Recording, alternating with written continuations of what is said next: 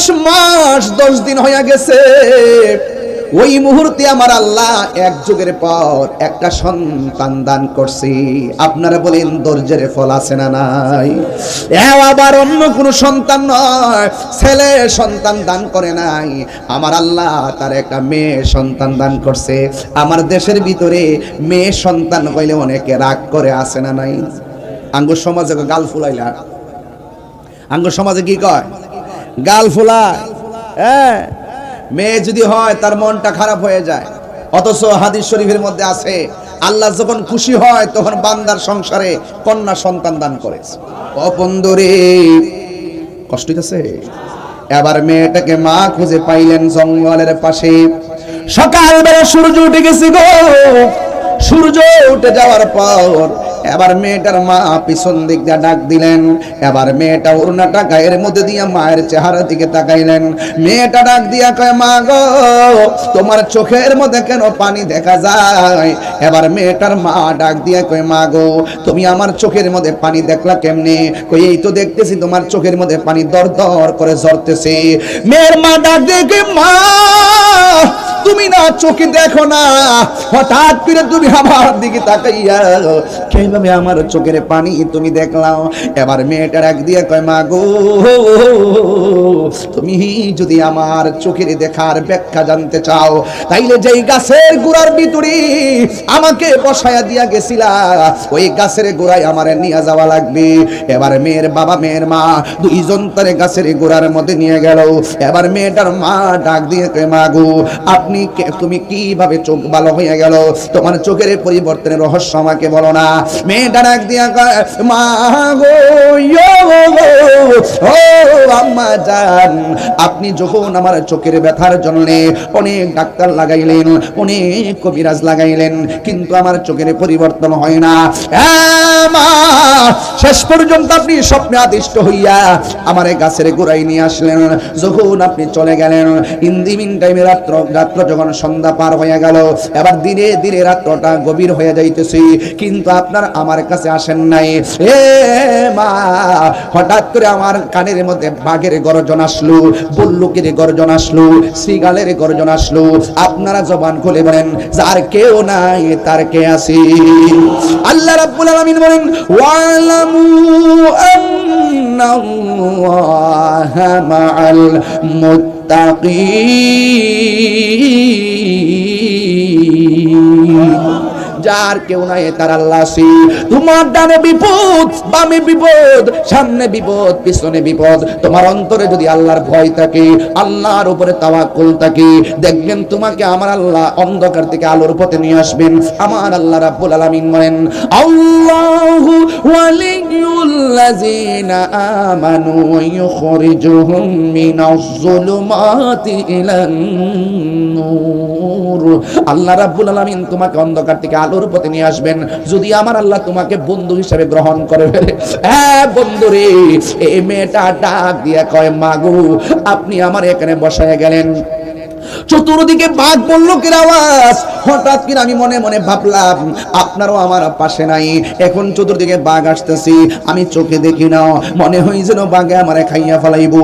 ওই মুহূর্তে আমি একমাত্র ভরসা করলাম একজনের উপরে। জবান খুলে বলেন, তিনি কে? আল্লাহর উপরে ভরসা কইরা আমি উপরের দিকে আল্লাহ কইয়া ডাকটা দিছি, ও বাদইরে বাবা।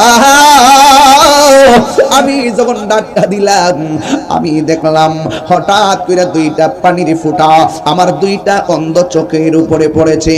ও মা, দুইটা চোখের পানির ফোঁটা যখন আমার চোখের ভিতরে পড়ছে, আমার চোখের অন্ধত্বর সাথে সাথে দূর হয়ে গেছে। এবার মেয়ে ডাক দিয়ে কয়, মা গো, জ্বর নাই, বাদলা নাই, বৃষ্টি নাই, কোথায় থেকে পানির ফোঁটা এখানে পড়লো? কোনো ধরনের বৃষ্টি নাই, কুয়াশা নাই। আমি মেয়েটা ডাক দিয়ে কয়, মা গো, আমিও তো বুঝলাম না। এই কথা বলার পর মেয়ের মা একটু গাছের দিকে তাকাইছে।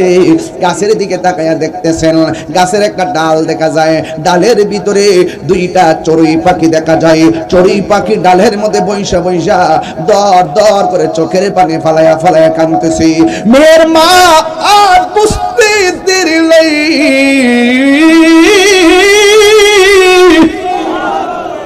হায়রে জ্বর পানি না, বৃষ্টির পানি না, চড়ুই পাখি কান্দে যে, আর চড়ুই পাখির ফোঁটা পড়ছে। কিন্তু মহিলা তো বোঝে না চড়ুই পাখি কেন কান্দে।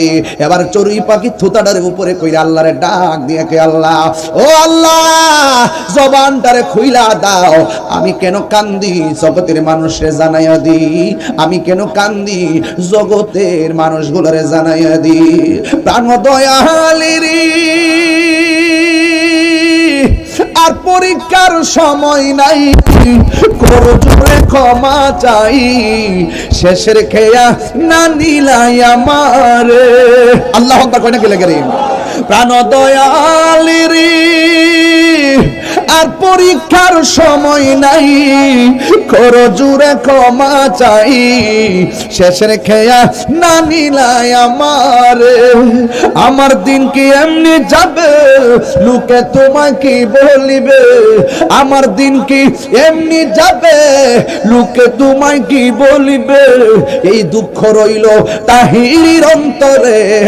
প্রাণ দয়াল রে সন্ধ্যা হইল ডাকি দিনে না, নিরাপদ না।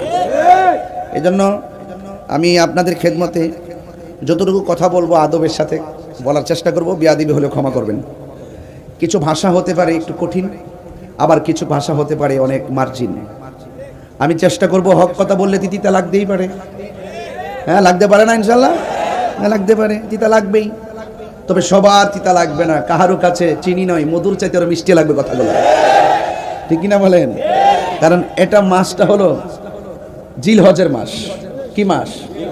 জিলহজ মাস। জিলহজ মাসটার সমাপ্তি হইছে ওট, মহিষ, গরু, ছাগল, ভেড়া, দুম্বা, না এগুলোই তো কুরবানির পশু নাকি? এই কুরবানির পশুর গলা থেকে রক্ত প্রবাহের মাধ্যমে এই জিলহজ মাসটা কি হয়েছে? শেষ হচ্ছে। কথা বলেন ঠিক কিনা?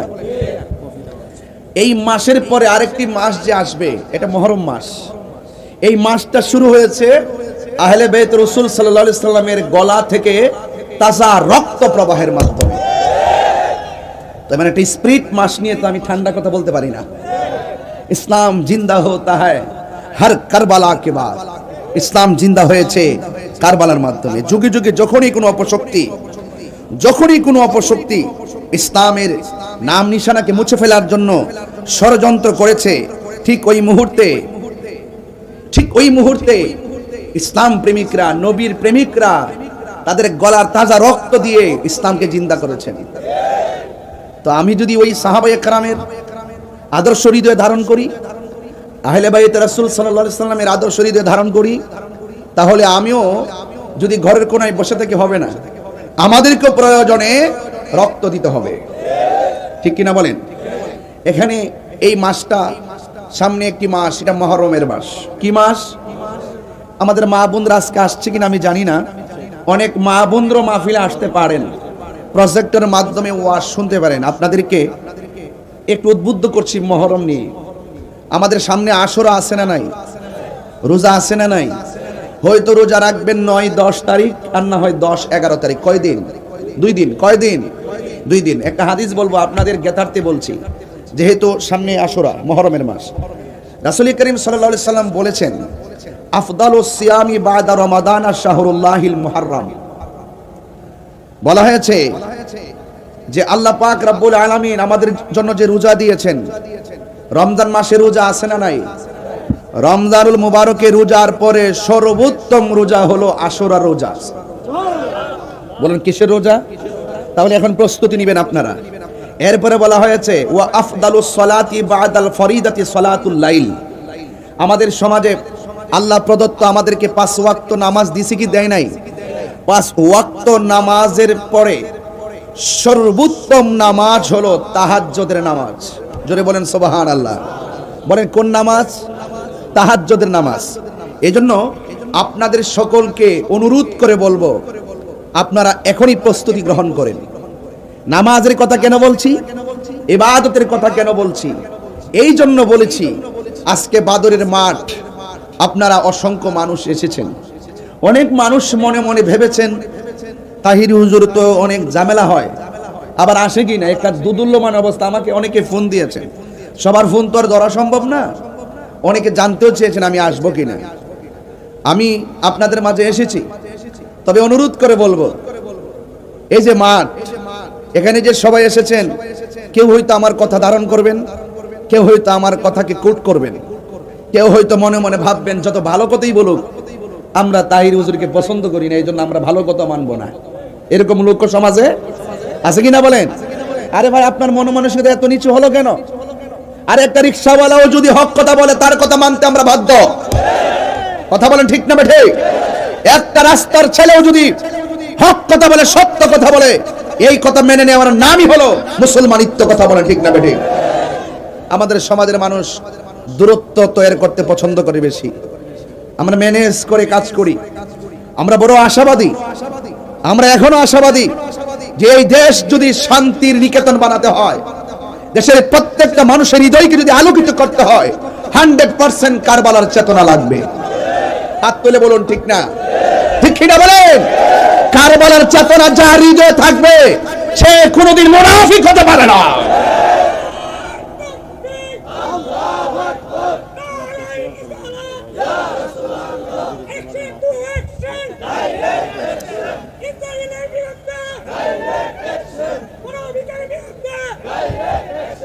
আমার ভাইয়েরা,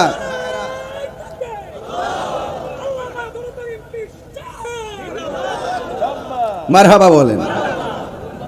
আমার জনতার এমপি, তাহলে বোঝা গেল তাহির হুজুর জনগণের হৃদয়ে আছে। আচ্ছা ঠিক আছে। সংসদের ভিতরে যারা কথা বলেন তো তারা কথা বলছেনই, তবে আমরা থাকলে আর একটু ভালো করে সত্য কথা বলতে পারতাম। কিছু মুখোশধারী লোক সেখানে আছে। আমার ভাইরা, আমরা কি ইয়াজিদি না হুসাইনি? এই আওয়াজগুলো বড় করে বলবেন, খুব প্রাসঙ্গিক আওয়াজ। বলে আমরা কি ইয়াজিদি না হুসাইনি? হুসাইনিরা কি সত্য বলতে ভয় পায়? ইমামে আলী মুকাম ইমাম হুসাইন রাদিয়াল্লাহু তাআলা আনহু গায়ের ভিতরে অসংখ্য আঘাত নিয়েও তিনি নামাজ পড়েছেন।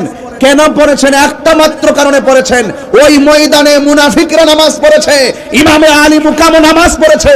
তিনি বুঝিয়ে দিয়ে গিয়েছেন তাদের নামাজ আমার নামাজ এক নামাজ না।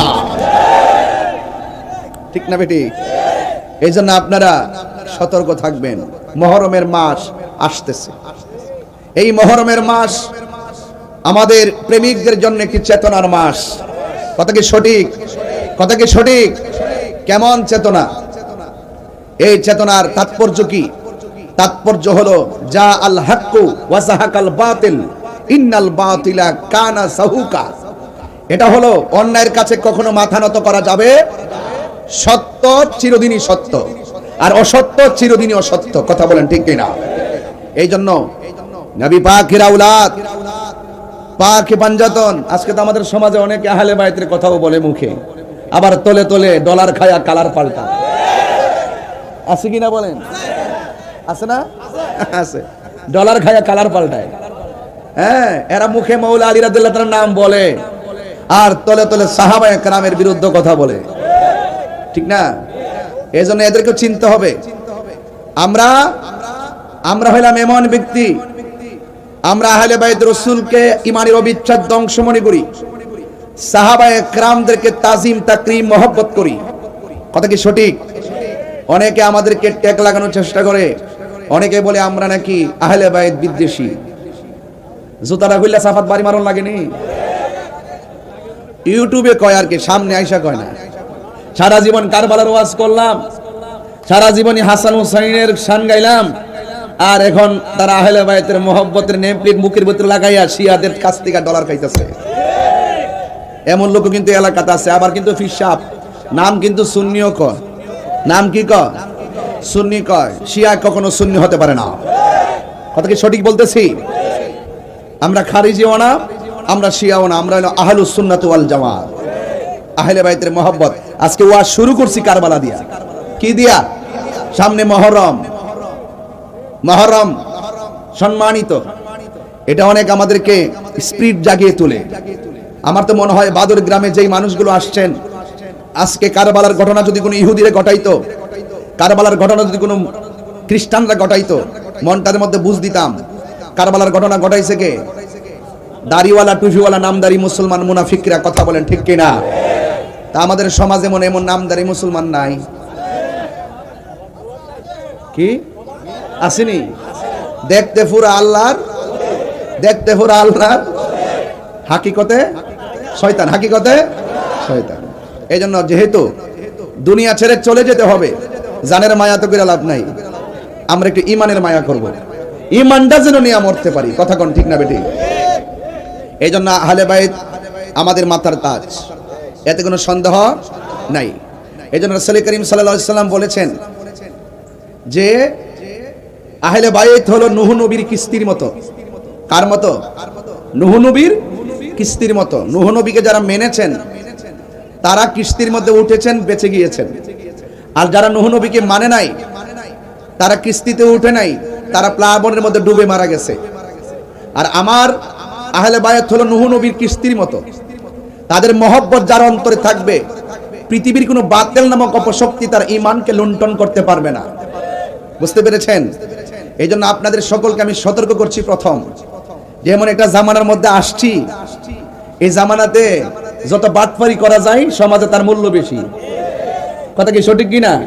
যত চিটিং করতে পারবে, যত লেবাস ধরতে পারবে, যত বাপ শব্দের কথা বলতে পারবে, এদের মূল্য আবার সমাজে অনেক বেশি। আমরা সমাজের মূল্য আমরা চাই না, আমরা চাই শুধুমাত্র রাসূলের কাছে, আহলে বাইতের কাছে আমরা যদি একটু মুখটা দেখাইতে পারি, এটি আমাদের জন্য অনেক কিছু। কথা বলেন ঠিক কিনা? এই জন্য আল্লাহ রাব্বুল আলামিন বলে দিয়েছেন, বন্ধু আপনি বলে দিন, আল্লাহর হাবিব তার জবান মুবারকে বলছেন, আমি তোমাদের কাছে কিছু চাই না, আমি চাই শুধুমাত্র আমার আহলে বাইতের মহব্বত। রাসূলুল্লাহকে পাথর দিয়ে আঘাত করেছে, রাসূলুল্লাহর পিঠ মুবারক রক্ত দিয়ে লাল করে ফেলেছে, পাথরের মধ্যে হেলান দিয়ে রাসূল বসেছেন। জিবরাইল আলাইহিস সালাম এসে নবীজিকে বলেছেন, ইয়া রাসূলুল্লাহ শুধু একবার বলেন, তায়েফের পাথরগুলো উঠিয়ে কাফেরদেরকে মাটির সঙ্গে মিশিয়ে দিব। আল্লাহর হাবিব তিনি অভিশাপ দেন নাই। রাসূল বলছেন, আমাকে অনেক কষ্ট দিয়েছে, দিনের কল্যাণে কাজ করতে গিয়ে আমি অনেক রক্ত ঝরিয়েছি, এর বিনিময়ে আমি তোমাদের কাছে কিছু চাই না, আমি চাই শুধুমাত্র তোমাদের কাছে আহলে বাইতের মহব্বত। এই আহলে বাইতের মহব্বত ঈমান, আহলে বাইতের মহব্বত বলেন ঈমান, আহলে বাইতের মহব্বত ঈমান। এই ঈমানটা ধরে রাখতে পারলে জীবনটা দাম আছে। এক সাহাবী আমার নবীরে প্রশ্ন করেন, ইয়া রাসূলুল্লাহ আপনাকে কিভাবে সালাম দিব আমরা জানি, কিন্তু নামাজের ভিতরে আপনার উপরে দুরূদ শরীফ পড়ব কিভাবে? আল্লাহর হাবিব বললেন, আল্লাহুম্মা সাল্লি আলা মুহাম্মদ ওয়া আলা আলি মুহাম্মদ, তোমরা আমার উপরে দুরূদ পড়বে এবং ওয়া আলা আলি মুহাম্মদ, আলে মুহাম্মদ মানে আহলে বাইত, আমার আহলে বাইতের উপরে দুরূদ শরীফ পড়বে। চিৎকার মেরে বলেন সুবহানাল্লাহ। তো আপনি মনে মনে অনুধাবন করে দেখুন তাদের অবস্থানটা কি। আরেকটু ভেঙে দিচ্ছি এই প্রজন্মের জন্য। জান্নাত 8টা, যেরকম জান্নাত কয়টা? এই 8টা জান্নাতের প্রত্যেকটা গেটে গেটে আহলে বাইত আছে না নাই? মৌলা আলী রাদিয়াল্লাহু তাআলা আছে না নাই? মা ফাতেমা জোহরা রাদিয়াল্লাহু তাআলা আনহা আছে না নাই? হাসান হুসাইন আছে না নাই? তাহলে আল্লাহ হলো জান্নাতের খালেক। আল্লাহ কি? আল্লাহ হলো জান্নাতের খালেক, আর আমার নবী হলো জান্নাতের মালিক। আমার নবী কি? জান্নাতের মালিক। এবং ওই পাক পান্ডাতের 5 জন জান্নাতের চাবি নিয়ে গেটে গেটে দাঁড়ায় থাকবে। আর এই দুনিয়ার ভিতরে মোল্লাগিরি করো, মুন্সিগিরি করো, জীবনে মুখের ভিতরে আহলে বাইতের আলোচনা শুনি না, পাঞ্জাতনের ওয়াজ শুনি না, কারবালার ওয়াজ শুনি না। আমরা যখন এই ওয়াজগুলো করি আমাদেরকে ফতোয়াজি করে অনেকেই। একটা কথা মনে রাখবেন, আহলে বাইতের বিরুদ্ধে, ইমামে হাসান হুসাইন রাদিয়াল্লাহু তাআলা আনহুর বিরুদ্ধে যারা কথা বলবে, কাগজে কলমে লিখে রাখেন, দলিল মূলে লিখে রাখেন, তারা কখনো আমার নবীর সুপারিশ পাবে না, আমার নবীর সুপারিশ পাবে না। আর আমল কম হতে পারে, জীর্ণ শীর্ণ হতে পারেন, ঈমানটা তাজা আছে, দেখবেন আপনি হাসরের মাঠে মূল্যবান মূল্যায়ন পাবেন। আমাদের দেশে তো কিছু লোক আছে, একটা তো আছে আধা পাতলা, আমির হামজা নামে একজন, এত এটা আধা পাতলা, এটা মেন্টাল হয়ে গেছে। এইটা যে কি কয় কি না হ্যাঁ নিজেই জানে না। এ বলতেছে আমার নবী না কি কোনো উপকারী করতে পারবে না। আচ্ছা এই কথা যেই ব্যক্তি কয়, এর কি কোনো এলেম আছে?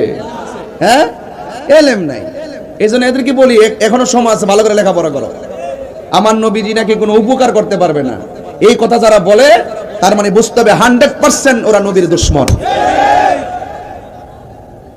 ওরা কি? নবীর দুশমন।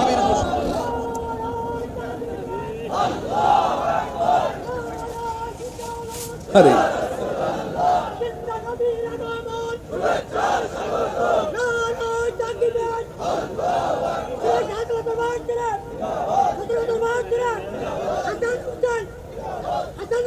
বাবা বসুন, বসুন। আপনি পুরা ওয়াজের মধ্যে আর একবার সুযোগ পাবেন। এখন দিয়ে দিবেন না পরে দিবেন? পরে না, আচ্ছা ঠিক আছে, তাহলে এখন আর দিবেন না, ঠিক আছে? দিবেন, যখন দিবেন দিবেন, কিন্তু আর একবার দিবেন, হ্যাঁ ইনশাআল্লাহ। আপনাদের কি কষ্ট হইতেছে? আমি একটু ঘাটে ঘাটে নাও লাগাইতেছি। কি লাগাইতেছি? ঘাট। এই ঘাটগুলো জানার দরকার আছে। এগুলো ইমানের ঘাট। এগুলো না জানলে কপালে দাগ ফেলাইলেও লাভ হবে না, ঠিক আছে কিনা বলেন? এই জন্য ঘাটগুলো মনে রাখবেন। যারা বলে নবী উপকার করতে পারবে না, আচ্ছা কোন তো দেখি আমার নবী উম্মতের জন্য সুপারিশ করবেন, এটা কি কোনো সন্দেহ আছে? নবীটিকে ক্ষমতা দিয়েছেন কে? এরপর নবী যদি আমাদের জন্য সুপারিশ করে, এটা কি আমাদের জন্য উপকার না? এই উপকার না? এই জন্য আপনাদেরকে অনুরোধ করব, সতর্ক থাকবেন। এখন অনেকে বলবেন হুজুর আপনি নাম ধরে বলছেন, ওনার তো অনেক অনুসারী আছে। আরে বেটা, অনুসারী আছে, তোরা কেমন অন্ধ হইলি? তোর কি বিবেক নাই? যেই ব্যক্তি নবীর বিরুদ্ধে কথা বলে, সে যত বড় হুজুর হোক, এর পিছনে ঘোরা মানি হলো দালালি। কথা বলেন ঠিক না বেটে? আরে বেটা, আমার তুই মন্দ ক, আমার সদ্য গোষ্ঠী নিয়ে গালি দে, আমার বাপ তুল্লা গালি দে, আমার মা তুল্লা গালি দে, আমাকে গালি দে। যেই ব্যক্তি আমার রাসূলুল্লাহর শান মান সব সিফাত নিয়ে অস্বীকার করে কথা বলবে, রাসূলুল্লাহর সম্মান নিয়ে কটূক্তি করে কথা বলবে, সে যত বড় আলেম হোক, তাকে আমরা আলেম মনে করি না।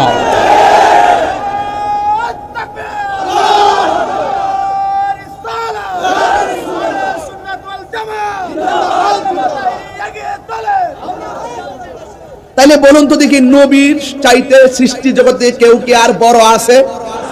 এখন বলবেন হুজুর এখনই আইসাই যে তো উল্টা পাল্টা মনে করছেন, শুরু করছেন। বেটা ময়রা দেখ, কবরে যায় আলো দেখবা নবী ছাড়া বান্ধব কেউ নাই। বেটা হাসরের মাঠে উঠতালো দেখবি নবী ছাড়া আপন কেউ নাই।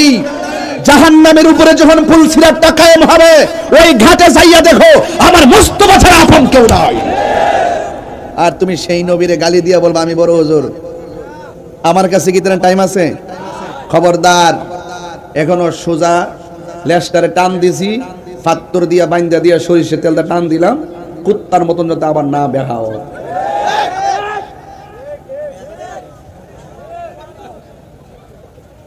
এখন বলুন আমরা কি ইয়াজিদি না হুসাইনি? মুহররমের তাৎপর্যের দাম কম না বেশি? বলেন সন্তান দেওয়ার মালিক কে? ইজ্জত দেওয়ার মালিক কে? এবার আসুন একটু সামনে বাড়ি। হাসান হুসাইনের হাতে ধরলেন এইভাবে, আখাযা বিয়াদি হাসানিন ওয়া হুসাইনিন। আমার নবী একদিন হাসান হুসাইনের হাতে ধরলেন, ধরে বললেন তোমরা যদি আমাকে ভালোবাসতে চাও এই দুইজনকে ভালোবাসবে। সুবহানাল্লাহ কয় নাকি লাগে রে? আমার পোলাপানগুলো কোথায়? পোলাপান্ডি কই? পোলাপান্ডি আপনারা আওয়াজ করেন না কেন? আওয়াজ করেন না কেন? জোরে কোন সুবহানাল্লাহ বলেন। আমি তো সাফুর থেকে আইছি, 17 মিনিট লাগছে। এই 17 মিনিট লাগছে, আপনারা কয়েক হাজার মানুষ এখানে বসে ওয়াজ শুনতেছেন। এর চাইতে বড় দোয়া কি আমার জীবনে কিছু আছে? আপনারা আমার শক্তি, আপনারা আমার অনুপ্রেরণা। এজন্য আওয়াজটা বড় করে বলবেন, বলেন ইয়া হুসাইন, বলেন ইয়া হুসাইন, শাহ হুসাইন। এই যে হাত এভাবে ধরে বললেন, কেউ যদি আমাকে ভালোবাসতে চাও আমার হাসান হুসাইনকে ভালোবাসো। শুধুমাত্র তাই নয়, ওয়া আবাহুমা, তাদের বাবাকে ভালোবাসো। শুধুমাত্র তাই নয়, ওয়া উম্মাহুমা, তাদের মাকে ভালোবাসো। তোমরা যদি এই চারজনকে ভালোবাসো, আমি নবী বলে দিলাম তোমরা জান্নাতে আমি নবীর পাশাপাশি থাকবে।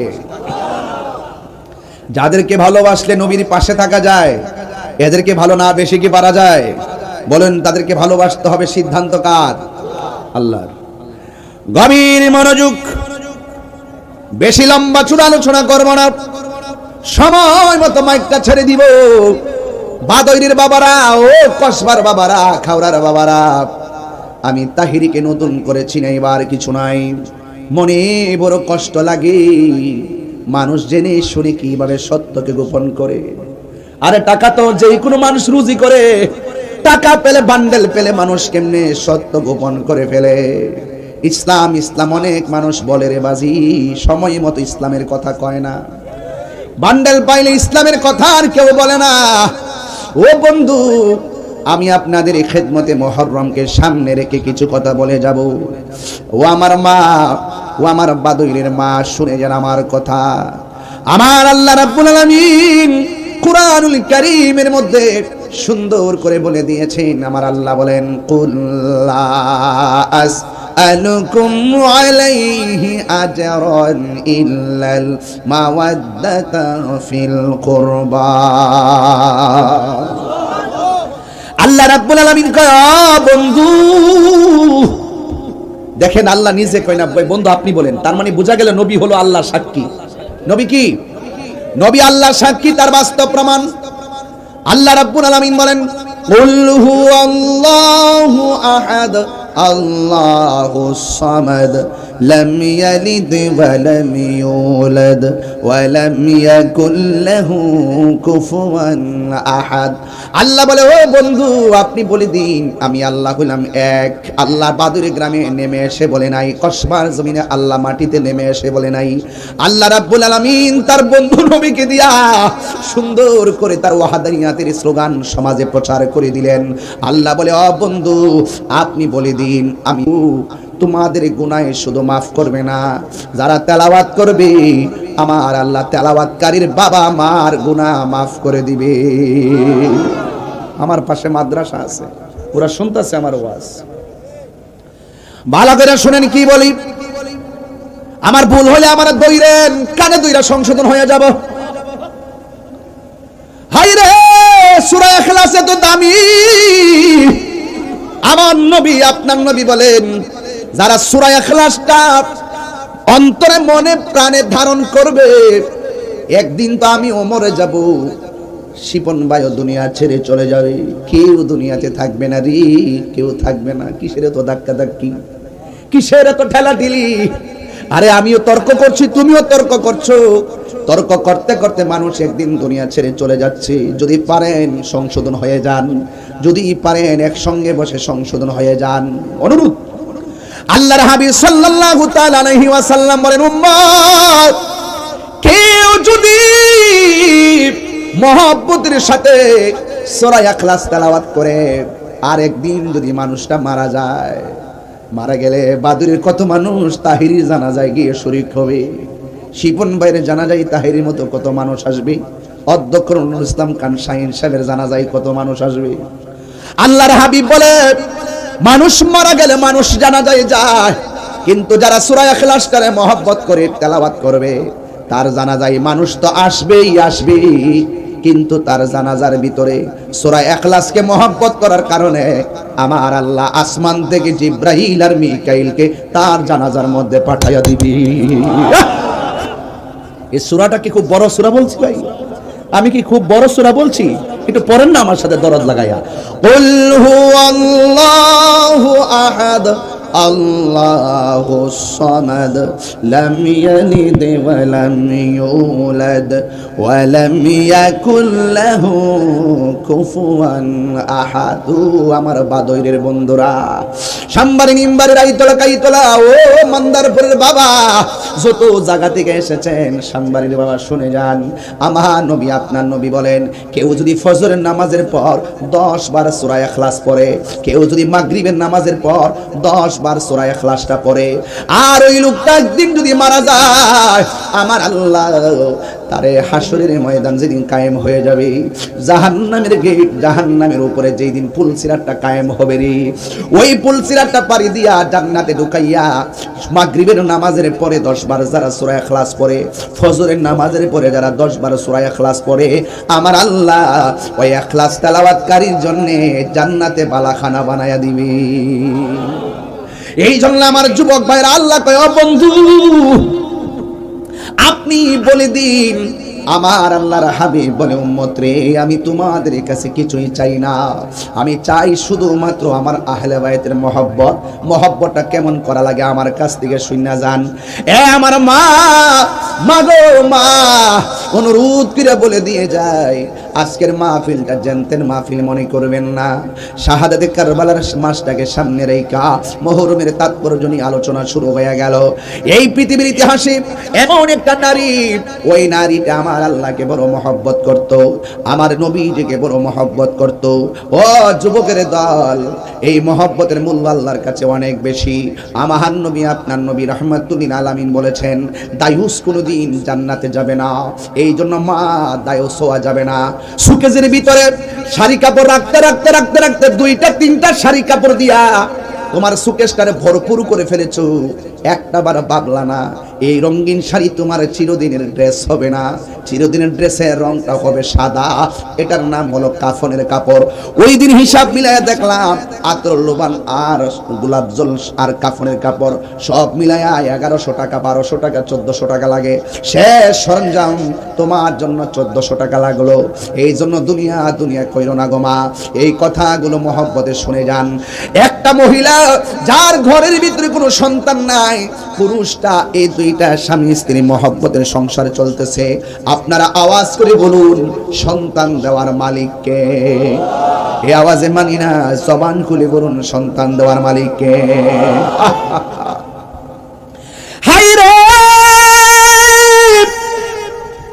এই এমন কিছু সংসার আছে সন্তান হয় না দেখা পাশের ঘরের মানুষ ধিক্কার দেয়, এর লাগি তোর ঘরে সন্তান হয় না।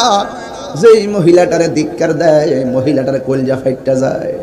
আল্লাহ মুখটা দেখাইতাম পারি না, আতর হোক লুলা হোক বুবা হোক, একটা সন্তান দিয়া মুখের মধ্যে হাসি ফুটাইয়া দাও, আমি সেটা মেনে নিব। আপনারা আওয়াজ করে বলুন সন্তান দেওয়ার মালিক কে? জুইনা লিন্নাসি হুব্বুশ শাহাওয়াত, জুইনা লিন্নাসি হুব্বু মিন, কি আয়াতটা কি জানেন? আল্লাহ রাব্বুল আলামিন নারীদেরকে অনেক সুন্দর করে বানাইছে। এই নারীদেরকে আমার আল্লাহ বলছেন, তোমরা তোমাদের চেহারাটারে আর গলাটারে তোমরা সুন্দর করে সেভ রাখিও, আর তোমাদের মাঝে যেন শালীনতা থাকে। এই মহিলাটা বড় আবেদা ছিল, এই মহিলাটা বড় কানাতা ছিল, এই মহিলাটা বড় সাদেকা ছিল, এই মহিলাটা বড় সাবেরা ছিল। এমন আল্লাহওয়ালি, এমন পর্দাশীল, এই জন্য মেয়েটা সংসার ছেড়ে যায় নাই। আমার সমাজে তো 2 বছর সন্তান না হইলে স্ত্রী স্বামীকে দোষে, স্বামী স্ত্রীকে দোষে, এমন সংসার সমাজে আছে না নাই? এই জন্য মহিলাটা একদিন স্বামীকে নিয়ে বলতেছেন, স্বামী গো মন খারাপ করবেন না, সন্তান দেওয়ার মালিক হলো আমার আল্লাহ। এই আমার বাদুরের বাবা, মুহররম মাসে তাৎপর্য নিয়ে আলোচনা চলতেছে। ওই মুহূর্তে 1 বছর নয়, 2 বছর নয়, 1 যুগ পার হইয়া গেছে, কিন্তু সন্তান নাই। কিন্তু সন্তানকে কেন্দ্র করে স্বামী স্ত্রীর মধ্যে কোনোদিন ঝগড়া হয় নাই, একদম নির্বিঘ্নে সংসার সুন্দর করে চালাইতেছে। স্বামী নামাজ পড়তেছে, স্ত্রী নামাজ পড়তেছে। আপনারা আওয়াজ করে বলুন, ইবাদতের মাধ্যমে যে দোয়া করা হয় ওই দোয়ার দাম আল্লাহর কাছে আছে না নাই? আছে? নামাজ পড়ে পরে আল্লাহর কাছে দোয়া করা লাগবে। ও বন্ধুরে আমার, আমি আস্তে আস্তে একটা সামাজিক আলোচনা তুললাম, এরপরে আমি একটা মূল পয়েন্টে যাব। একটু ধৈর্য ধরবেন, ধৈর্য না ধরে কেউ অস্থির হওয়া যাবে না। এমন একটা বিষয় তুললাম, দয়ার মালিক হলো আমার আল্লাহ। একদিনই স্বামীটা ডাক দিয়ে শুনো শুনো, আমরা এতদিন আল্লাহর ডেকেছি, আজকে আমরা গভীর রজনীতে আল্লাহরে মন মতো ডাকবো, মন মতো ডাকবো। আপনারা জবান খুলে বলেন, মন মতো ডাকলে লাভ আছে না নাই?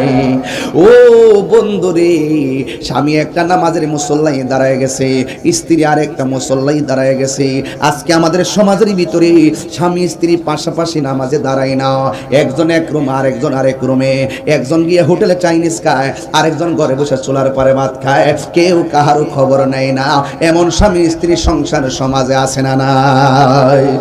আবার স্বামী স্ত্রী 2 জন গভীর রজনীতে নামাজে দাঁড়ায় গেছে, আপনারা বলুন ফরজ নামাজের পরের দোয়ার দাম আল্লাহর কাছে আছে না নাই? দুইজন সুন্দর করে নামাজ পড়লেন, নামাজ পড়ে আমার আল্লাহর কাছে দোয়া করলেন।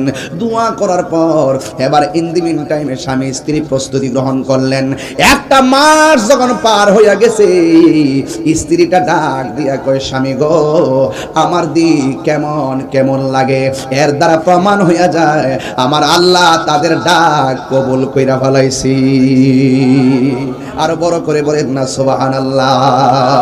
প্রশংসা সবই কেবল তোমারই, একটু কোন খুশি হব। প্রশংসা সবই কেবল তোমারই, রব্বুল আলামিন, দয়ালো মেহেরবান করুণায় পূরণ, দয়ালো করুণায় পূরণ, আর কেহ নয় তুমি মালিক, শেষ বিচারের দিন, শেষ বিচারের দিন, কেবল তোমারি করি ইবাদত, কেবল তোমারি গাহিনী আমত, কেবল তোমারি করি ইবাদত, কেবল তোমারি গাহিনী আমত। দাও দিশা দাও সরল পথে, দাও দিশা দাও সরল পথে, সিরাত মুস্তাকিম, সিরাত মুস্তাকিম। জোরে জোরে কে আল্লাহু আকবার বলা যাবে না? একদিন নয়, দুই দিন নয়, 10 মাস 10 দিন হয়ে গেছে। ওই মুহূর্তে আমার আল্লাহ এক যুগের পর একটা সন্তান দান করছি। আপনারা বলেন ধৈর্যের ফল আছে না নাই? আবার অন্য কোনো সন্তান নয়, ছেলে সন্তান দান করে নাই, আমার আল্লাহ তার একটা মেয়ে সন্তান দান করছে। আমার দেশের ভিতরে মেয়ে সন্তান হইলে অনেকে রাগ করে, আছে না নাই? আঙ্গুর সমাজে গাল ফুলাইলা, আঙ্গুর সমাজে কি কয়? গাল ফুলায়। হ্যাঁ, মেয়ে যদি হয় তার মনটা খারাপ হয়ে যায়। অথচ হাদিস শরীফের মধ্যে আছে আল্লাহ যখন খুশি হয় তখন বান্দার সংসারে কন্যা সন্তান দান করে। আরো জোরে কন্যা সুবহানাল্লাহ। আজকে বৃষ্টি হওয়ার জন্য কত মানুষ দোয়া করছে। হ্যাঁ আছে, অথচ আমরা বৃষ্টি আইলে আরো খুশি, কারণ আল্লাহ যখন খুশি হয় তখন বৃষ্টি নাজিল করে। আজকে খবর নিয়ে দেখেন বাদুরের প্রতি ঘরে ঘরে মুরগি জবাই করতেছে। ওই যে মেহমান টেমান আইছে, হ্যাঁ জিয়াত আইছে, না না তুলে ঈদ উপলক্ষে অনেকে আইছে। আল্লাহ যখন খুশি হয় বান্দার বাড়িতে মেহমান পাঠায়, এর চাইতে যখন খুশি হয় তখন আল্লাহ আসমান থেকে বৃষ্টি নাজিল করে। তার চাইতে যদি বেশি খুশি হয় আমার আল্লাহ বান্দার ঘরে কন্যা সন্তান দান করে। আরো বড় করে কোনা সুবহানাল্লাহ। তাহলে এই মহিলাটার ঘরে 12 বছর পরে যে সন্তানটা হয়েছে, এই সন্তানটা হইল কন্যা সন্তান। এও আবার কন্যা সন্তান হয়েছে, চোখ খুলে না, অন্ধ সন্তান হয়েছে। কি সন্তান? অন্ধ। আচ্ছা যাই হোক, মহিলা মনে মনে কয় ল্যাংরা হোক কানা হোক যাই হোক, আল্লাহ তো 12 বছর পরে আমার একটা সন্তান দিছে, কিন্তু মেয়েটা যত বড় হইতেছে তার চোখের মধ্যে ব্যথা আরো বেশি বাড়তেছে। ব্যথা কি? ব্যথা আরো বেশি বাড়তেছে। এখন অনেক কবিরাজ লাগায় কিন্তু তার চোখ ভালো হয় না। আপনারা বলুন তো দেখি, সন্তান যদি মায়ের সামনে ব্যথায় যন্ত্রণায় কান্না করে, এই পৃথিবীর কোনো মা বাবা কি এটা বরদাস্ত করতে পারে? যে কোনো কিছু হোক, মার ব্যথা মা সহ্য করতে পারে। সন্তানের পায়ে একটু নখের মধ্যে কুড়ি হইছে, রাত্রেবেলা ব্যথা করতেছে, দেখবেন মা ঘুমায় না সন্তানের কারণে। সন্তানের পেটে ব্যথা হয়েছে, মা ঘুমায় না। সন্তানের চোখের ভিতরে ব্যথা, মা ঘুমায় না। অনেক ওষুধ সেবন করাইছে, অনেক কবিরাজের কাছে গেল, কিন্তু চোখ ভালো হয় না। ইন দি মিন টাইমে এবার স্বামী ডাক দিয়ে কই, শোনো না, 12 বছর পরে আল্লাহ পাক আমাদেরকে সন্তান দিয়েছেন, যেই প্রক্রিয়ায় আল্লাহকে ডেকেছি, এবার চলো আমার মেয়ের জন্য আল্লাহর কাছে একটু ফরিয়াদ করি, দেখি আল্লাহ নি কোনো মেয়ে আমার কোনো ফয়সালা করেন। এবার রাতের বেলা স্বামী স্ত্রী দুইজন আল্লাহর কাছে 2 হাত বাড়াইয়া রাতের বেলা ঘুমিয়ে গেছে। ঘুমের ঘরে স্বপ্নে দেখতেছে, এ আল্লাহর বান্দা বান্দি, তোমার মেয়ের চোখ যদি ভালো করতে চাও, তোমার বাড়ির পাশে যে জঙ্গল আছে, জঙ্গলের মধ্যে যে বড় গাছটি আছে, গাছের গোড়ায় নিয়ে যাও, গিয়ে দেখবা তোমার মেয়ের চোখের ডাক্তার সেখানে আছে। এবার স্ত্রী স্বামীকে ডাক দিয়া কয়, স্বামী আমি তো গত রাত্রে এই স্বপ্ন দেখেছি, আপনি কি বলেন? কয় না ঠিক আছে, ওসিলা করতে অসুবিধা নাই। আমরা ওসিলা মানি কি মানি না? জোরে কেন আমরা ওসিলা মানি কি মানি না? আঙ্গ দেশে অনেক আছে ওসিলা মানে না।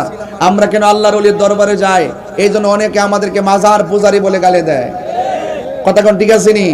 অনেকে আমাদেরকে গালি দেয়, আমরা মাজারে গিয়া কি করি? আমরা নাকি মাজারে গিয়া পূজা করি। আচ্ছা বলুন তো দেখি, মাজার কি জিয়ারতের জায়গা না পূজার জায়গা?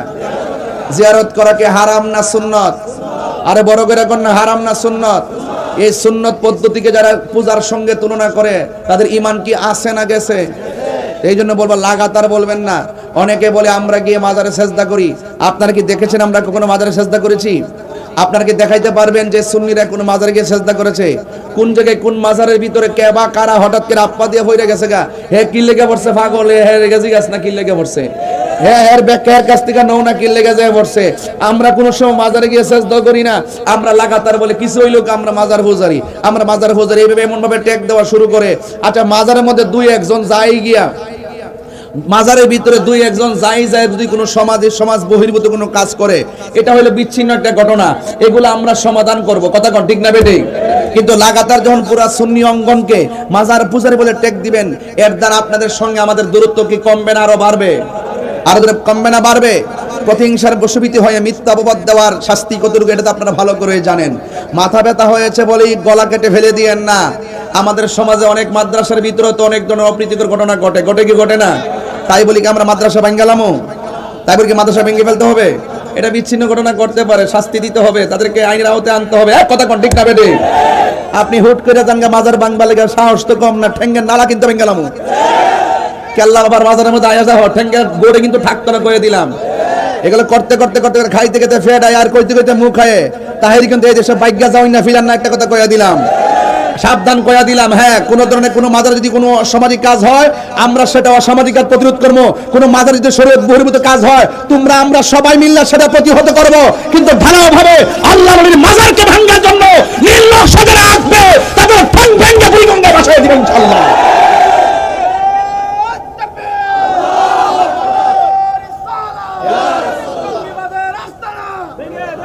আমি অনুরোধ করে বলে দিয়ে গেলাম, হককে হক বলতে হবে, হালালকে হালাল বলতে হবে।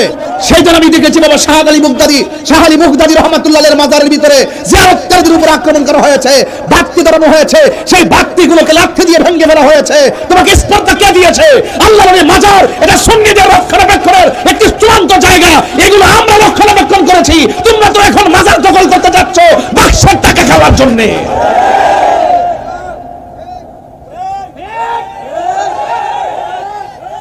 আমি সবাইকে বলছি না, যারা যায় তাদেরকে বলছি। বাবা শাহপরার মাজার যখন ভাঙতে গেছে, তখন আমি বুঝতে পারছি ওরা ইবনু আব্দুল ওহাব নজদির প্রেতাত্মা। এই দেশে ইসলাম আনছে কারা? আরে কথা কোন ইসলাম আনছে কারা? তো ওলি আল্লাহদের মাজার ভাঙলে কি আর কিছু থাকে? সাহসটা কত? এই কনসেপ্ট মাথায় ঢুকছে কিভাবে? ওই ঢুকছে ইবনু আব্দুল ওহাব নজদির প্রেতাত্মার লাইন হয়ে এইদিকে ঢুকছে। আমি সাবধান বলে দিলাম, সতর্ক করছি আপনাদেরকে, এই দেশে ওলি আল্লাহর বিরুদ্ধে অবস্থান নেবেন, খুদাই গজব মাথার উপর আইসা পড়বো। পলাইবার জায়গা পাইতেন না, আসমান থেকে এমন গজব আইবো, এই গজবে সব বাইসা যাবে। কথা কোন ঠিক না বেঠিক?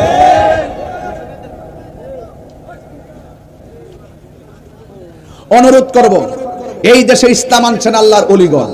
এজাহালে বায়াতের ওয়াজ করতেছি, এগুলো আমরা শুনতাম না, জানতাম না, এগুলো ওলি আল্লাহর আমাদের কাছে সিলেবাস তুলে দিয়েছেন। কথা বলেন ঠিক না বেঠিক? সাবধান, এখনো বলছি, অনুরোধ করে বলি, সতর্ক থাকবেন, ওলি আল্লাহদের বিরুদ্ধে কেউ যাবেন না। আমি চাই এই বাংলাদেশের সমস্ত আল্লাহর ওলির মাজারগুলো, হক্কানি আলেম আল্লাহর ওলিদের যে মাজার আছে, ওই মাজারগুলোকে আমাদেরকে সুরক্ষা দিতে হবে। কি দিতে হবে? সুরক্ষা দিতে হবে। ওলি আল্লাহর মাজার যদি ভেঙে ফেলেন, তাহলে আমরা যে নিশানা পাই, এই যে ওলি আল্লাহদের মাজার আমরা কেন বানিয়েছি, এখানে বানার উদ্দেশ্য হলো যে এই দেশে ইসলাম আনছেন যারা, তাদেরকে যদি আমরা নিদর্শনটা ধরে রাখি, আজীবন পর্যন্ত আমরা একটা ঈমানি চেতনা খুঁজে পাবো। কথা বলেন ঠিক না বেঠিক? আমাদের চেতনা হলো সোনার মদিনা। কথা বলেন ঠিক কিনা? এই জন্য অনুরোধ করে বলবো, ওসিলা ধরা জায়েজ আছে না নাই? আরো বড় করে, ওসিলা ধরা জায়েজ আছে না নাই? অনুরোধ করতে বলছি, ওসিলা ধরা জায়েজ আছে। ইয়া আইয়ুহাল্লাযিনা আমানুত্তাকুল্লাহ ওয়াবতাগু ইলাইহিল ওয়াসিলা। এবার মহিলাটা কয়, আমরা একটু ওসিলা করি না, এবার মেয়েটাকে নিয়ে গাছের গোড়ার মধ্যে গেলেন। এখন অনেকে বলতে পারেন তাহিরি হুজুর একটু গরম কথা বলছে। আমি যারা ওলি আল্লাহর বিরুদ্ধে তাদেরকে বলছি, তুমি যদি বিরুদ্ধ হও তাহলে আমি তোমাকেই বলছি। মান আদালি ওয়ালিয়ান ফাকাদ আযানতুহু বিল হারবে দলিল। যারা ওলি আল্লাহর বিরুদ্ধে অবস্থান নিবে আল্লাহ পাক তাদের বিরুদ্ধে যুদ্ধ ঘোষণা করবে। আল্লাহ পাকের খোদাই গজব থেকে বাঁচার জন্য আপনার পায়ে ধরে অনুরোধ করি, ওলি আল্লাহর বিরুদ্ধে যাবেন না। এছাড়া এর চাইতে কি সুন্দর কথা আছে?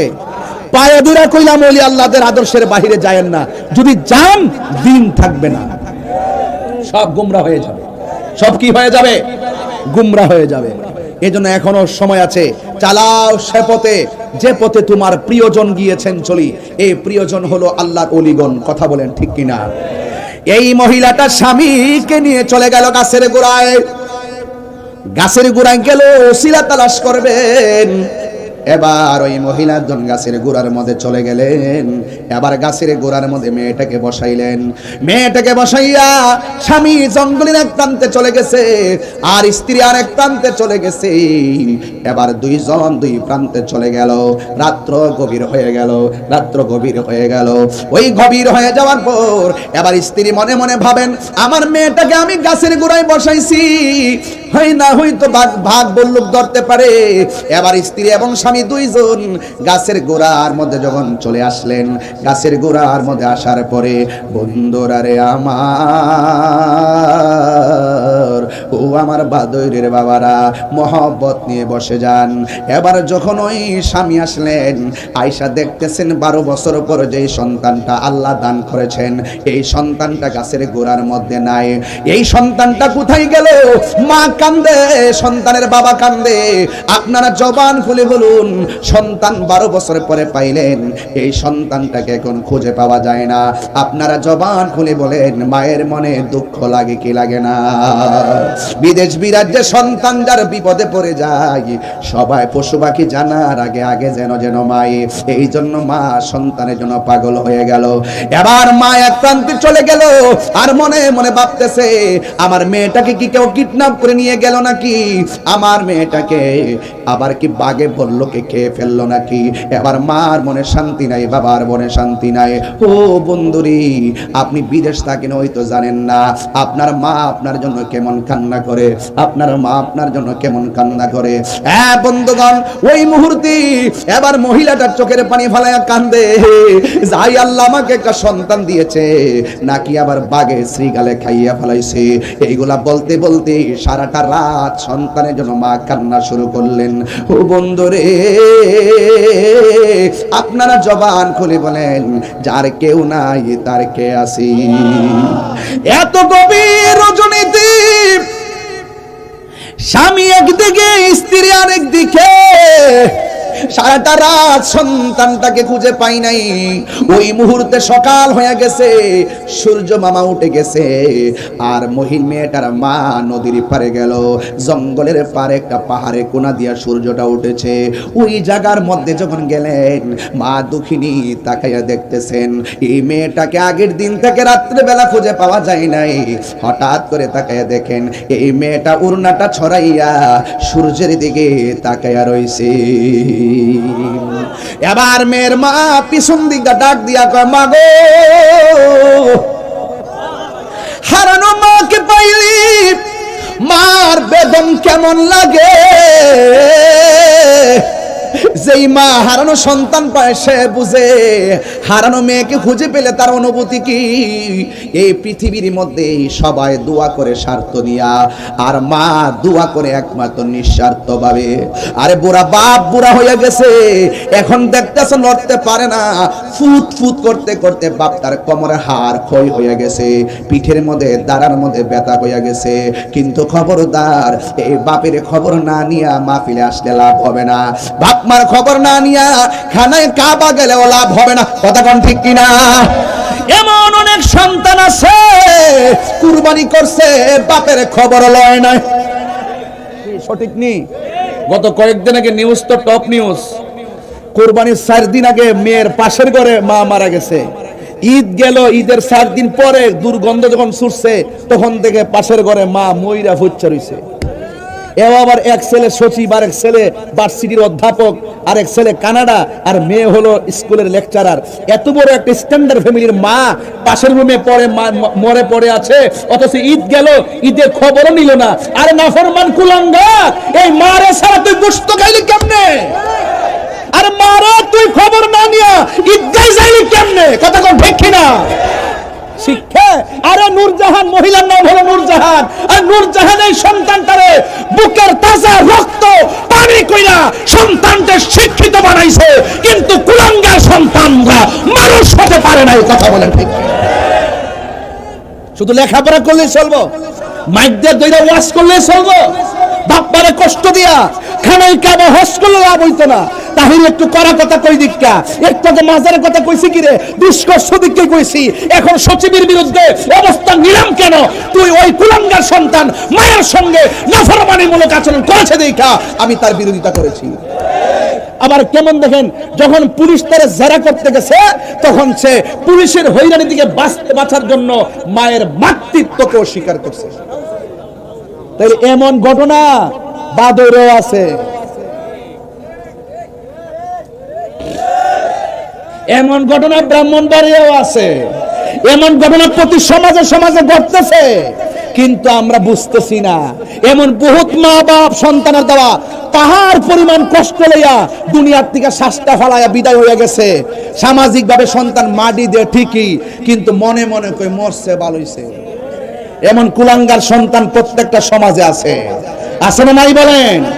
এই জন্য অনুরোধ করব, বাপ তারা ধমক মাইরা তাহিরের সামনে ওয়াজ শুনবেন আর মনে করছেন যে করে নাম করে লাইছেন, মা বাপরে কষ্ট দিয়া মক্কা মদিনায় গিয়ে হজ করছেন আর মনে করছেন আল্লাহর নামায় লইছেন।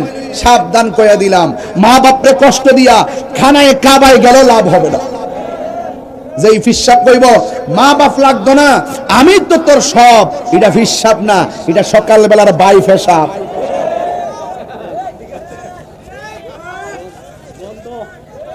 কথা কি ঠিক আছে কিনা? আর কথা কোন এই দিক কইলে খারাপ লাগে না, এই কথাটি কইলে খারাপ লাগে। আরে নাফরমান হে যে ঈদের দিন তো মার খবর লনিও, হে কি কাপড় একটা কম কিনছে? মার কাপড় তো কিনলি না, ঈদের খবর লইলি না, গোশত খাইলি কেমনে? ফাড়ার করে ফাড়া খাইলি কেমনে রে বেফতার? তোর ভিতরে গেছে কেমনে? হ্যাঁ, তোর ধর্ম ধরছে কেমনে? আল্লাহ বাঁচাইছে, আমার সামনে ফরসত না পড়লে সচিব নচিব জুতাটা বাইরে লম্বা বানাইলাম হইলে।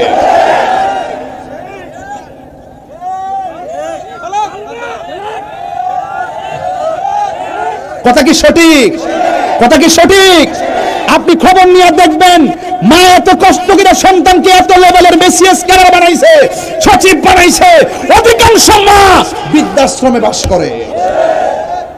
আর বিদেশ যে নে মারে, আপনারা তো মনে করুন আরে বাপরে বিদেশ লয়ে গেছে মা বাপরে, বাচ্চা রাখবার লাগে নে, বাচ্চা রাখবার লাগে, কাপড়টি দয়া রাখবার লাগে। সবাই না, যারা নে আর ঘেরারে কইছি, খবর লয়ে দেখছি সারাদিন বাচ্চারা হে আর আইন্দা বাইন্দা খাওয়া ওই দিন, বুঝছেন না? খবরদার, খবরদার, দাদি নাতিরে রাখবার আরাম কইরই, তোমার কয়ার চালাকি করে রাখুন লাগতো না। এমন কোন সন্তান আছে যাদের নিয়ত খারাপ, সবার কথা বলছি না। অনেক মা বিদেশে যাওয়ার পরে অসংখ্য কষ্ট দিন কাটাইতেছে, তাদের দুঃখ বলার জায়গা পায় না। বাংলাদেশের কিছু ফুলামান আছে ইদানিং মানে নেশা টেশা করে, এরা নেশার টাকা না পাইলে বাপ মারে কষ্ট দেয়, বাপ মারে টেহা দিবার লাগে চাপ দেয়। গাঞ্জুটারি আরে এর অবস্থা তো হস না, আল্লাহ জানে, আল্লাহ জানে। ফোরটা চেক দে। এখন বহুত মানুষ আছে ফোহড়ো ফোহড়ো বাবা লয়া ঘুরে। আজকে দেখ এর যেটা দিবে হেরে মা ডাক দিব, কথা কন, কথা ডাক, কথা কন, ঠিক না রে? এখন আওয়াজ করে কিরে ফেলা মান্ডি কো নেশা কি চলব? তোরই কস না, তোরই আবার কাজ। সাবধান করে দিলাম আল্লাহর ওয়াস্তে, ফাঁক ফান্ডাতে দোয়াই দিয়া কইলাম আল্লাহর ওয়াস্তে, যে নেশা করে হের ব্যক্তি জীবন শেষ, যে নেশা করে হের পারিবারিক জীবন শেষ, যে নেশা করে হের ঈমান শেষ, যে নেশা করে লাস্টে কুত্তার মতন মরে। এখন বলো নেশা কি চলবে না বন্ধ হবে? আরো বড় করে কোন চলবে না বন্ধ হবে? নেশা কি চলবে না বন্ধ হবে? আল্লাহর ওয়াস্তে আমরা নেশা খাবো, নেশা করব এবং নেশাখোরের সাথে দুস্তি পাতবো। মনে রাখবেন, সঙ্গগুণে লোহাও কিন্তু জলে বাসে। একটা বন্ধু যদি মনের মতো বাছাই করতে না পারেন, এই বন্ধু আপনার গাঙ্গ বাসাই দিব। কথা বলেন ঠিক না বেটি? হ্যাঁ, দেখছেন না ইদানিং এখন কিন্তু বন্ধু খুঁজে পাওয়া যায় না। যারাই সম্পর্ক করে সব লাভে আর লোভে। কথা কন ঠিক না বেটি? প্রকৃত বন্ধু এমন বানাইবেন, এক দুইজন বানাইবেন। রাতে 3টার পরে ফোন দিলে তাতে কয়, দোস্ত কই আছো? দোস্ত ঘুমাই রইছি, দোস্ত আমার মা তো অসুস্থ। আর এই কথা শুন না তোমার বন্ধু অ্যাম্বুলেন্স নিয়ে বাড়িতে হাজির হইব, এমন দোস্ত বানাইতে হইব। কথা কন ঠিক না বেটি? রাজি আসেননি সবাই? কারা কারা রাজি দিয়ে হাত তুলে দেখেন ইনশাআল্লাহ। নারায়ে তাকবীর, নারায়ে রিসালাত। আহলুস সুন্নাত ওয়াল জামাত, আহলুস সুন্নাত ওয়াল জামাত আমরা সবাই নবীর পক্ষে আছি না নাই? ও বন্ধুরে, কষ্ট হইতেছে? এবার মেয়েটাকে মা খুঁজে পাইলেন জঙ্গলের পাশে। সকালবেলা সূর্য উঠে গেছে গো। সূর্য উঠে যাওয়ার পর এবার মেয়েটার মা পিছন দিক দিয়ে ডাক দিলেন। এবার মেয়েটা ওড়নাটা গায়ের মধ্যে দিয়ে মায়ের চেহারার দিকে তাকাইলেন। মেয়েটা ডাক দিয়া কয়, মা গো, তোমার চোখের মধ্যে কেন পানি দেখা যায়? এবার মেয়েটার মা ডাক দিয়া কয়, মা গো, তুমি আমার চোখের মধ্যে পানি দেখলা কেমনে? কই, এই তো দেখতেছি তোমার চোখের মধ্যে পানি দর দর করে ঝরতেছে। মেয়ের মা ডাক দিয়ে কয়, মা, তুমি না চোখে দেখো না, হঠাৎ করে তুমি আমার দিকে তাকাইয়া কিভাবে আমার চোখের পানি তুমি দেখলাও? এবার মেয়েটা ডাক দিয়ে কয়, মা গো, তুমি যদি আমার চোখের দেখার ব্যাখ্যা জানতে চাও, তাইলে যেই গাছের গোড়ার ভিতরে আমাকে বসায়া দিয়া গেছিলা, ওই গাছের গোড়ায় আমার নিয়ে যাওয়া লাগবে। এবার মেয়ের বাবা মেয়ের মা দুইজন তারে গাছের গোড়ার মধ্যে নিয়ে গেল। এবার মেয়েটার মা ডাক দিয়ে কয়, মা গো, তুমি কিভাবে চোখ ভালো হয়ে গেল? তোমার চোখের পরিবর্তনের রহস্য আমাকে বলো না। মেয়েটা ডাক দিয়া কয়, মা গো, ও আম্মা জান, আপনি যখন আমার চোখের ব্যথার জন্য অনেক ডাক্তার লাগাইলেন, অনেক কবিরাজ লাগাইলেন, কিন্তু আমার চোখের পরিবর্তন হয় না। মা, শেষ পর্যন্ত আপনি স্বপ্নে আদিষ্ট হইয়া আমার গাছের গোড়ায় নিয়ে আসলেন। যখন আপনি চলে গেলেন, ইন দি মিন টাইমে রাত্র যখন সন্ধ্যা পার হয়ে গেল, এবার ধীরে ধীরে রাত্রটা গভীর হয়ে যাইতেছে, কিন্তু আপনার আমার কাছে আসেন নাই। এ মা, হঠাৎ করে আমার কানের মধ্যে বাঘের গর্জন আসলো, বল্লুকের গর্জন আসলো, শ্রীগালের গর্জন আসলো। আপনারা জবান খুলে বলেন, যার কেউ নাই তার কে আছে? আল্লাহ রাব্বুল আলামিন বলেন, ওয়ালামু আন্নাল্লাহা মাআল মুত্তাকিন।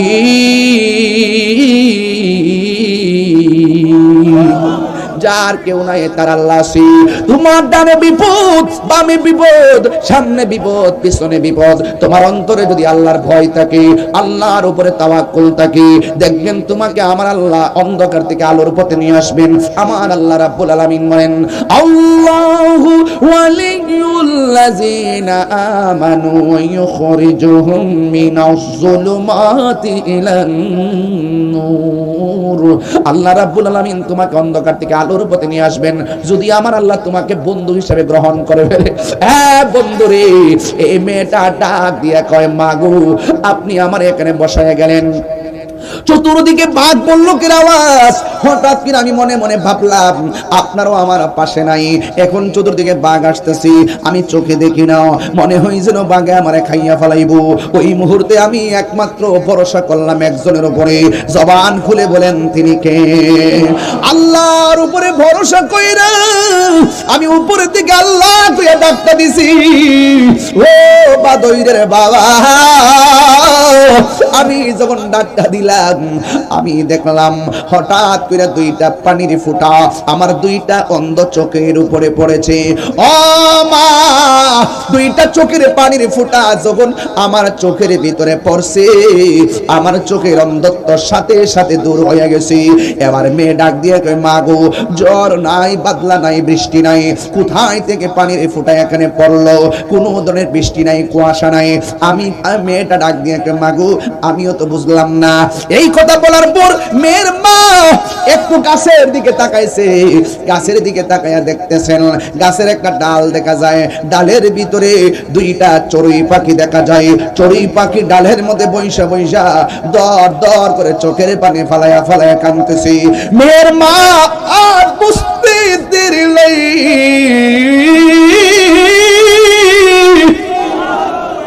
হায়রে জ্বরের পানি না, বৃষ্টির পানি না, চড়ুই পাখি কান্দে যে, আর চড়ুই পাখির ফোঁটা পড়ছে। কিন্তু মহিলা তো বোঝে না চড়ুই পাখি কেন কান্দে। এবার চড়ুই পাখি থুতাটার উপরে কইরা আল্লাহরে ডাক দিয়ে কে আল্লাহ, ও আল্লাহ জবানটারে খুইলা দাও, আমি কেন কান্দি জগতের মানুষরে জানাইয়া দি, আমি কেন কান্দি জগতের মানুষগুলোরে জানাইয়া দি। প্রাণ দয়ালেরি আর পরীক্ষার সময় নাই, করো জোরে ক্ষমা চাই, শেষের খেয়া না নিলাই আমারে। আল্লাহ আকবার কয় না কি লাগে রে। প্রাণ দয়ালেরি আর পরীক্ষার সময় নাই, করো জোরে ক্ষমা চাই, শেষের খেয়া না নিলাই আমারে। আমার দিন কি এমনি যাবে, লোকে তোমাকে বলিবে, আমার দিন কি এমনি যাবে, লোকে তোমায় কি বলিবে। এই দুঃখ রইল তাহিরির অন্তরে। প্রাণ দয়াল রে সন্ধ্যা হইল ডাকি দিলে না মরে, সন্ধ্যা হইল ডাক দিলে না মরে। প্রাণ দয়াল রে সন্ধ্যা হইল ডাকি দিলে না মরে। প্রাণ দয়াল রে গৃহস্থরা দলে দলে হাঁস মুরগি কতই পালে, সন্ধ্যা হলে ডাকি দিয়া লয় ঘরে। যার যত পালিত ছিল সকলে তো ঘরে নিল, যার যত পালিত ছিল সকলে তো ঘরে নিল, আমি একা রইলাম অন্ধকারে। প্রাণ দয়াল রে সন্ধ্যা হইল ডাকি দিলে না মরে, সন্ধ্যা হইল ডাক দিলে না মরে। প্রাণ দয়াল রে সন্ধ্যা হইল ডাকি দিলে না মরে। হায়রে কি দিয়া বুঝাবো, আল্লাহ কত দয়াবান। এবার চড়ুই পাখির জবান খুলে দিছে কে? চড়ুই পাখি ডাক দিয়া কে আল্লাহর বান্দি গো, আমি কেন কান্দি জাননি? কয়ে কেন? কয়ে আজকের দিনটা কোন দিন জাননি? কয় কোন দিন? কয় আজকের দিনটা হলো আশুরার দিন, মুহররমের 10 তারিখের দিন। জোরে কোন সুবহানাল্লাহ। মুকদ্দর মে হ্যায় হাউজে কাউসার কা पीना, मैं प्यासा नहीं हो पिलाया गया हो। अल्लाह जाने जे माथा झुका तो আল্লাহরি দরবারে সে মাথা কাটিল এজিদ সীমারে।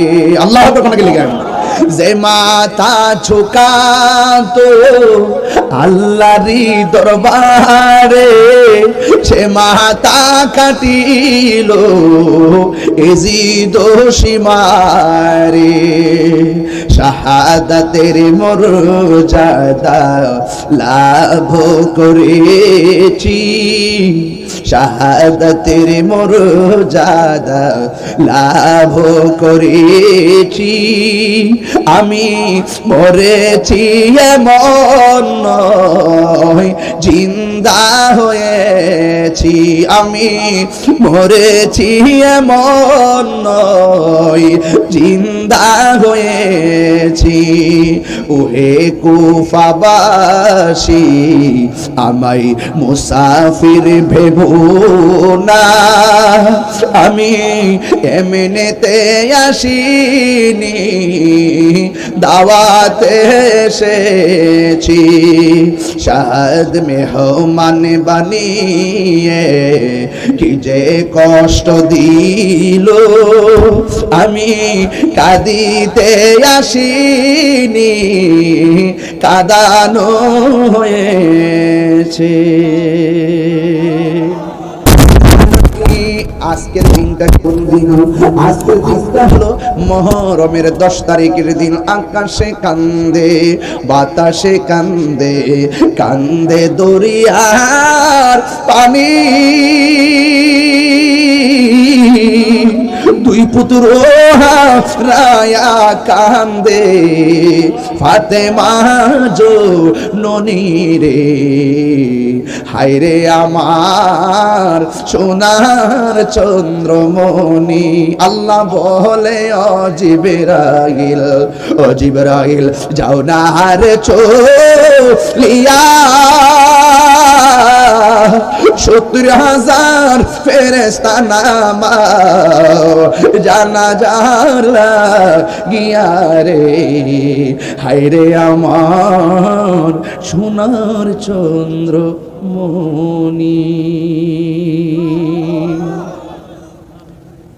সোহাদে কারবালা আসতেছে না? কথা কর না কেন? 2টা রোজার কথা কইছি না? কথা কর না কেন? 2টা রোজার কথা কইছি। এই 2টা রোজা যদি রাখেন পুরা 1 বছরের গুনার কাফারা আদায় হয়ে যাবে। বুঝতে পারছেন? গুনাহের কাফারা হয়ে যাবে। এই জন্য আপনারা এই মুহররমের 10 তারিখ, 11 তারিখ অথবা 9 তারিখ, 10 তারিখ রোজা রাখবেন এবং কারবালার মাস আসতেছে, তাদের বেদনায় বিদুর হবেন এবং যেই চেতনায় ইমাম হুসাইন রাদিয়াল্লাহু তাআলা শহীদ হয়েছেন ওই চেতনাকে হৃদয়ে ধারণ করবেন। দেখবেন চড়ুই পাখি হুসাইনের আহলে বাইতের প্রেমে কান্নার কারণে চোখের পানি পড়ে যদি অন্ধচক্ষু ভালো হতে পারে, আমি ফেত করি, বিশ্বাস করি, আমরা যদি হাই হুসাইন এবং আহলে বাইতের মহব্বতে অস্ত্রসিক্ত নয়নে আমাদের প্রেমকে নিবেদন করতে পারি, তাহলে এই চোখের পানি জাহান্নামের আগুনকে নিভাইয়া দিবে। কথা বলেন ঠিক না বেঠিক? এটা কি মনে থাকবে সবার? সবার কি মনে থাকবে? ইনশাআল্লাহ বলেন ইনশাআল্লাহ। আল্লাহ আপনাদের সকলকে পবিত্র মুহররমের আদর্শ, মুহররমের চেতনা হৃদয়ে ধারণ করার তৌফিক দান করুন, আমিন বলেন। 3টা কথা বলবো। 1, 5 ওয়াক্ত নামাজ পড়বেন। 2, মা বাবার খেদমত করবেন। 3 নম্বর হলো নেশা করা যাবে। আমার কথায় কেউ রাগ করবেন না, মাঝে মাঝে কিছু কথা বলছি, আমার সমাজের অনেক মানুষ গায়ে পড়া ঝগড়া বাঁধায়, এই জন্য আমরা একটু কষ্ট পাই। কষ্টের জায়গা থেকে আমি আপনাদেরকে কিছু কথা বলেছি, যদি আমি কাউকে নাম মেনশন করিনি, শুধু এতটুকু বলবো যে যতটুকু পড়বেন ততটুকু ভুগতে হবে, জুলুম করলে জুলুমের হিসাব হবে। কথা বলেন ঠিক না ঠিক? আসুন।